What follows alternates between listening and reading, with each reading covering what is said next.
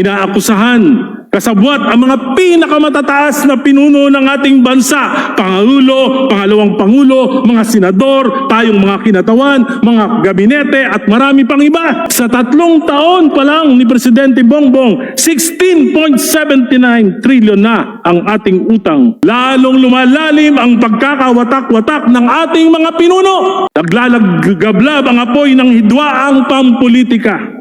President BBM and VP Sara run under the platform of unity. Pagkakaisa raw ang susi sa pagbangon at pagunlad. Pero ngayon, ang kanilang mga kampo, daig pa ang aso at pusa. Turuan, sumbatan, murahan, bangag, kurap, mas kurap ka. Sa harap ng sambayanan, nag-aaway, nagpapatutsadahan. Where are the statesmen of this nation? Bawasan ang taba, bawasan ang kasopangan, lugmok na ang bayan.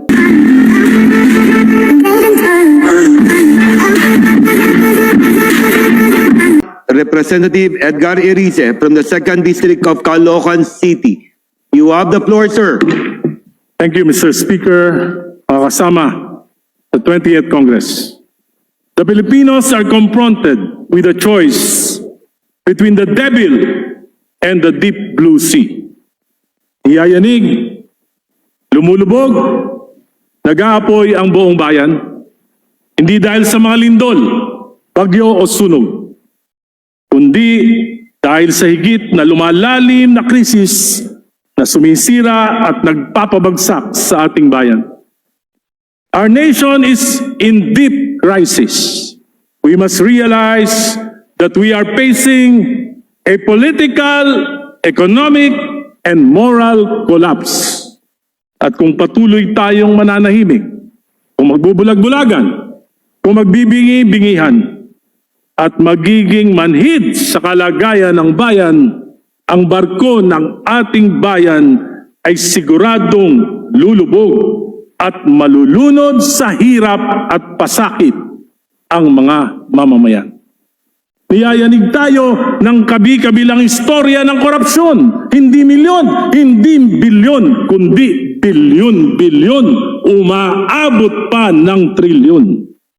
Inaakusahan, kasabwat ang mga pinakamatataas na pinuno ng ating bansa, Pangulo, Pangalawang Pangulo, mga senador, tayong mga kinatawan, mga gabinete at marami pang iba. Hindi lang DPWH kundi halos lahat ng ahensya ng gobyerno mula nasyonal hanggang lokal hanggang barangay pati na sangguniang kabataan. Gawain ng matatanda, natututunan, ginagaya ng mga kabataan, akala nila normal na lang ang katiwalian sa pamahalaan. A degradation of governance, degradation of the values of our people. Nung lumulubog na rin tayo sa utang, halos 17 trilyon na ang national debt as of April 2025. Nung panahon ni FBR, iniwan niya kay GMA ang 2.7 trilyon na utang. Si GMA, 5.1 trilyon ang iniwan niya kay Pangulong Pinoy.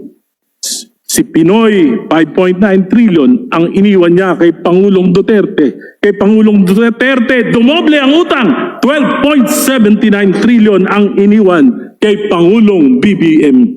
At ngayon, sa 3 taon pa lang ni Presidente Bongbong, 16.79 trilyon na ang ating utang. Malamang, higitan pa ang utang na iniwan ng nakaraang administrasyon. Ang masakit, karamihan ng utang ay sa korupsyon lang ang kinapupuntahan.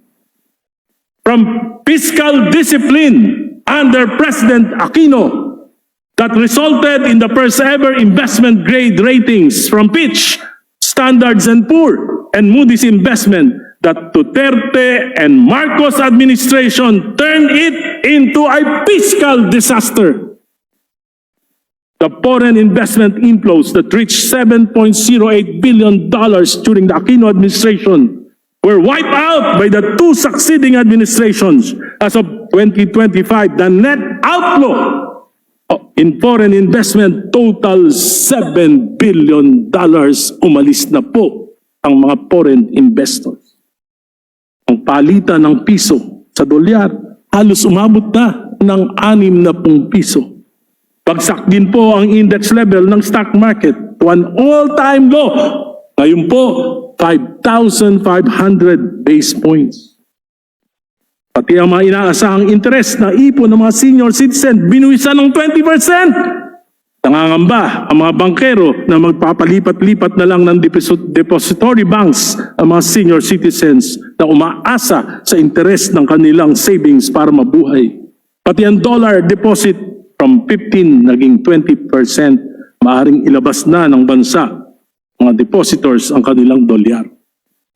Rather than rational public policy, the government opted for propaganda, lowering material prices in government construction and scrapping flood control projects. Bagsak ang construction industry, bagsak ang government spending, bagsak ang negosyo, maraming mawawalan ng trabaho. Just last week, the PSA announced that the GDP slowed down to 4%, way below the target of 5.2%. Ang Aquino administration naresolba ang 66,000 classrooms backlogs sa pamamagitan ng pagtatayo ng 180,000 classrooms. Sa ilalim ng Duterte at ng sumunod na Marcos administration, bumalik tayo, 165,000 classrooms na naman ang kakulangan. Inubos ang salapi ng bayan, napunta sa flood control, rock netting, ayuda at iba pa. We are indeed in crisis. Just recently, a published report stated that it would take us 70 years to surpass the economy of Singapore and 2 years to surpass and be at par with Vietnam, provided that they would stand still. Kung hindi sila kikilos, 2 taon pa natin aabutan ang Vietnam. Habang nangyayari ito, lalong lumalalim ang pagkakawatak-watak ng ating mga pinuno. Naglalagablab ang apoy ng hidwaang pampolitika. President BBM and VP Sara run under the platform of unity. Pagkakaisa raw ang susi sa pagbangon at pagunlad. Pero ngayon, ang kanilang mga kampo, daig pa ang aso at pusa. Turuan, sumbatan, murahan, bangag, kurap, mas kurap ka. Sa harap ng sambayanan, nag-aaway, nagpapatutsadahan. Where are the statesmen of this nation?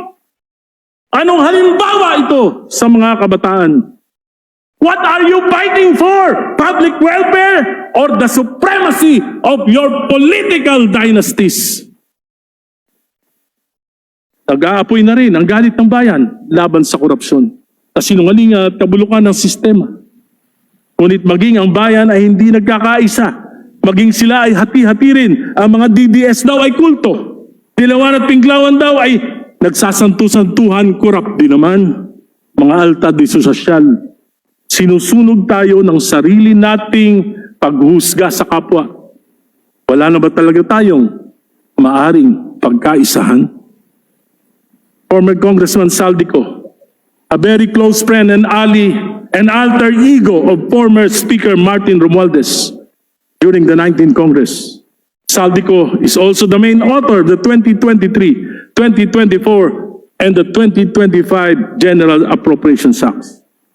He accused the President and former Speaker Romualdez of having directed him to make 100 billion insertions in the 2025 GAA and having benefited from it. We cannot simply dismiss this, but there are some questions. Like for example, he did not include the participation of his co-authors, Senator Chis Escudero and Senate Finance Chief Grace Poe. Kalokohan naman na nakapag-insert ng 100 billion na hindi nila alam, subalit pinirmahan nila ito. Marami pang katanungan sa mga piecemeal na paglalantad na ito. But we cannot ignore his revelations. What complicates the revelation of Kong Saldico ay kasabay ng malalaking rally ngayon sa EDSA at sa Luneto. Ano po ba ang tunay na motibo? Paglalahat ng katotohanan o pagpapabagsak ng gobyerno ni Pangulong BBM? Truth must come out, but the motive should not be extra-constitutional manipulation to remove a sitting president and go beyond constitutional limitations. Saldico, you are a direct participant in these budget manipulations. In fact, I find it hard to believe that you have not benefited from it. Panahon pa ni Pangulong GMA, sikat ka na sa government contracts. But President BBM, you have to come clean. You have to explain it well to the people. Ikaw ang nagsimula ng investigasyon na ito, pero di mo sinasagot kung bakit hinayaan mo na salaulain ng Kongreso ang 2023, 2024 at 2025 GAA. Noong 2023, some 300 billion were inserted and diverted by Congress. Di ka kumibo. Pati na ang gabinete mo, hindi kumibo. 2024, more than 500 billion were inserted and appropriations were diverted. Hindi ka pa rin kumibo. Ang gabinete mo, hindi rin kumibo. 2025 GAA, 473 billion were inserted and appropriations were diverted. Di ka pa rin kumibo, maliban sa 29 billion na binito sa dahilang mas lumaki na ang pondo ng DPWH kaysa DepEd, which will make this 2025 GAA unconstitutional. Parang imposible na hindi mo alam ito, Pangulong BBM. Not knowing that hundreds of billions in your budget proposal year after year for 3 years is unimaginable. This is a question of complicity or competency. Paano na, bayan ko? Ano ang magagawa natin para di tuluyang lumubog ang bayang ito? Huwag tayong padala sa mga maling panawagan na lalong magdudulot ng paghihirap sa ating bayan. Military o junta ay lalong magdudulot ng kaguluhan. Ang kinabukasan ay walang katiyakan. A picturesque of highly unstable government will be a banana republic.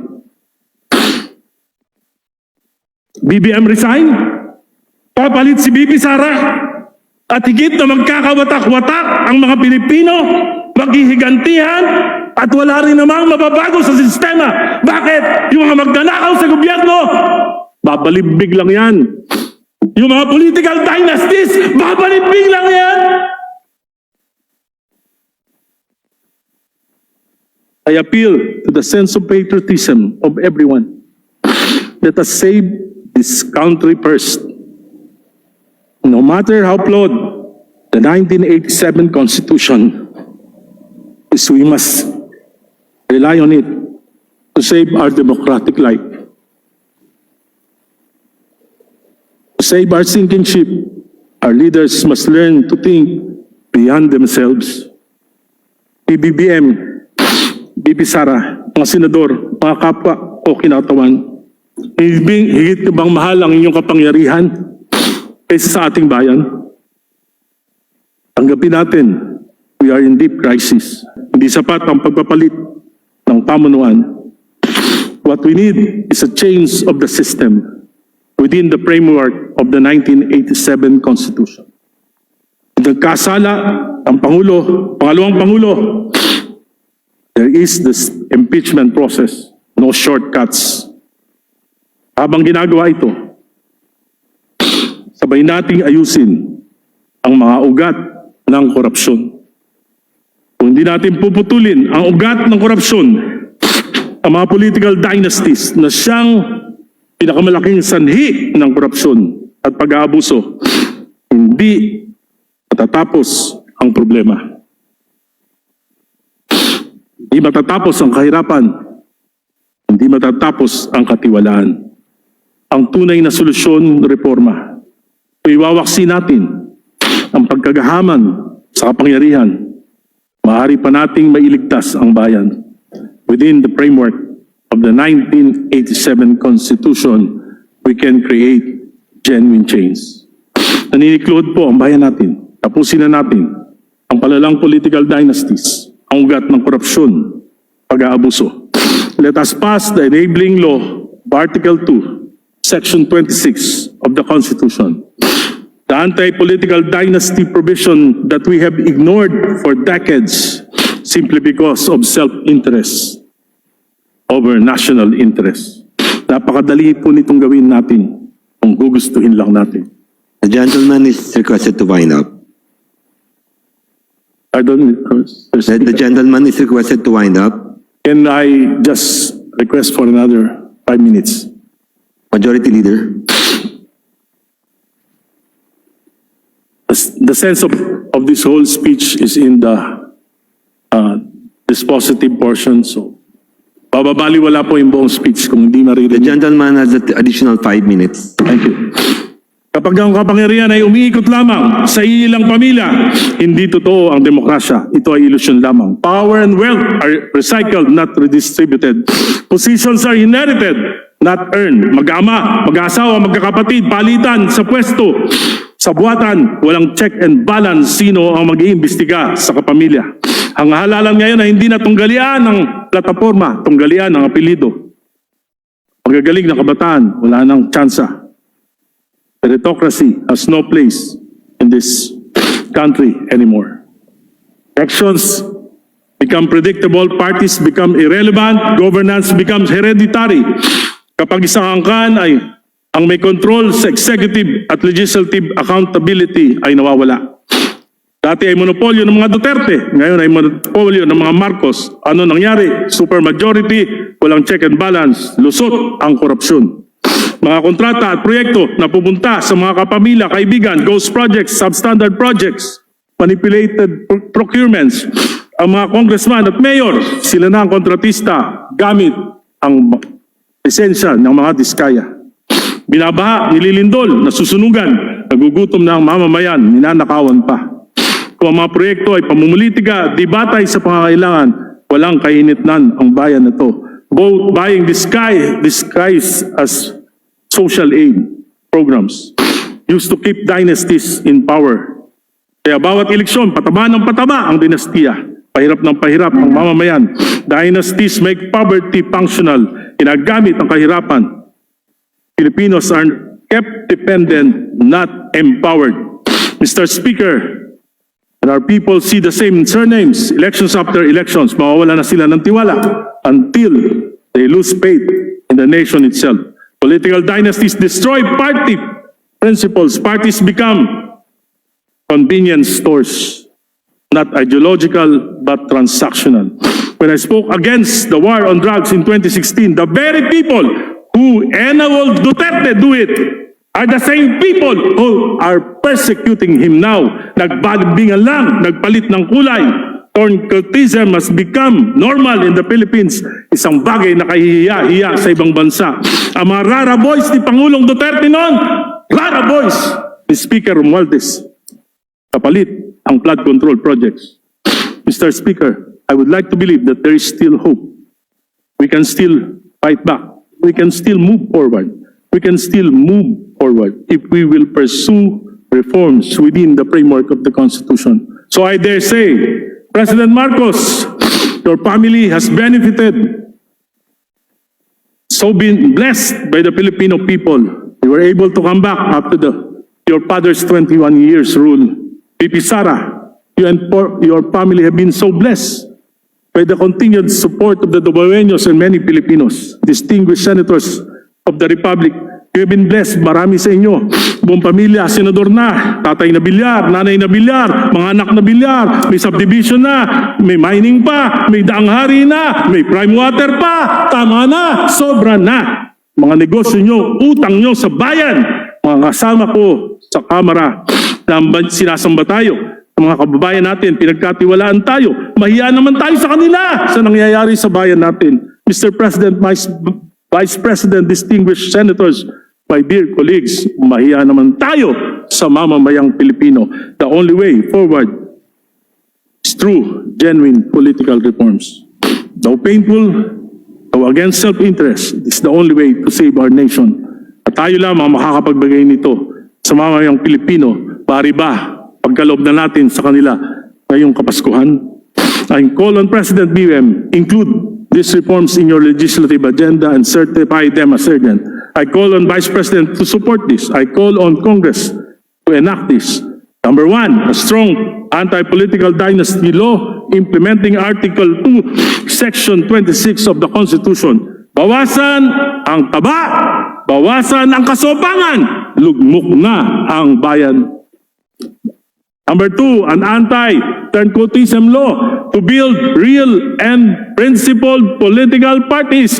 Tapusin na ang balimbingan. A campaign finance reform law to level the electoral playing field. Number four, a law empowering the Independent Commission on Infrastructure to investigate and prosecute corruption and break the chain of abuse and impunity. Bigyan ang ICI ng contempt powers. Bigyan ng karapatan na halukayin ng mga dokumento ng mga contractors. Bigyan ng sariling pondo at tao at sa lahat ng mga inaakusahan dapat umarap sa ICI pati na ang Pangulo. President BBM, you have established the ICI, but it is obvious that its powers cannot withstand the influence and manipulations of your closest allies and relatives who have benefited from the corruption in government infrastructure.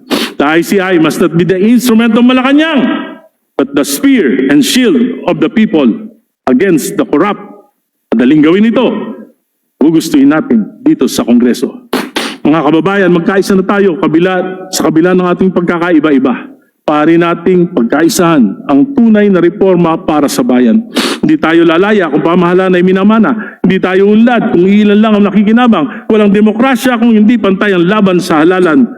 Kung gusto nating wasakin ang katiwalian, wasakin natin ang mga political dynasties. Palayain natin ang ating bayan mula sa mga apelidong ayaw bumitaw sa kapangyarihan. Kaya kung hindi ipapasa ang mga batas na ito sa 2028, isumpa nyo, bayan ko, yung mga pare-parehong apelido.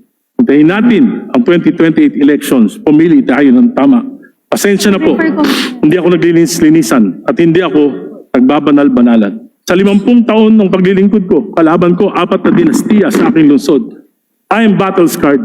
Maraming beses ko na pong inaking kompromiso ang aking prinsipyo para makasurvive sa politika. Subalit ngayon, ako ay may pinagkatandaan.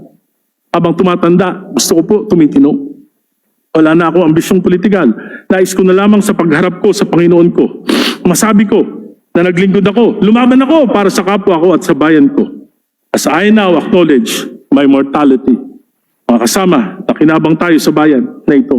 Maaari bang tumindig naman tayo para sa bayan na ito? Pasensya na po sa mga nasaktan ko.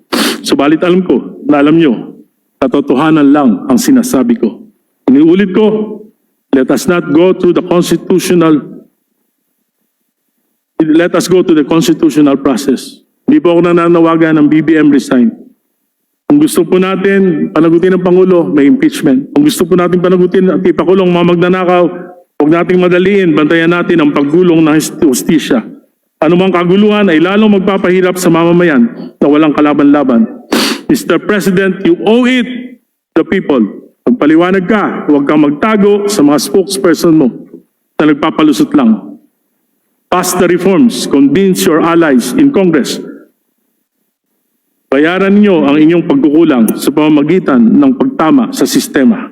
And finally, Mr. Speaker, dear colleagues, we cannot ignore the allegations made by Mr. Saldico regarding the supposed 100 billion insertions.